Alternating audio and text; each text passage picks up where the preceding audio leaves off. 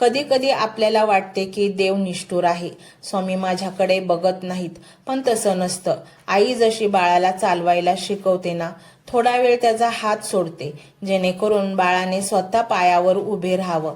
तसंच स्वामींनी तुमचा काही वेळासाठी हात सोडला होता, फक्त तुम्हाला आत्मनिर्भर बनवण्यासाठी, तुम्हाला जगाची खरी ओळख करून देण्यासाठी. आज तुम्हाला कळतंय की कोण आपलं आहे आणि कोण परकं. हा धडा शिकवण्यासाठीच ती वेळ आली होती. पण तुम्ही पडला नाहीत, तुम्ही डगमगला नाहीत, तुम्ही श्रद्धा सोडली नाही, आणि म्हणूनच स्वामी या मंत्र रूपाने तुमच्या समोर आले आहेत, तुम्हाला कडेवर घेण्यासाठी.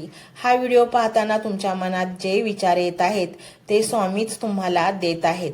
तुमचे अंतर्मन सांगतंय ना, हो माझ्यासाठीच आहे. या आवाजावर विश्वास ठेवा. तुमची बुद्धी खोटं बोलू शकते, जग खोटं बोलू शकतं, परंतु तुमचा आत्मा कधीच खोटं बोलू शकत नाही. आणि आत्म्यातच स्वामींचा वास असतो.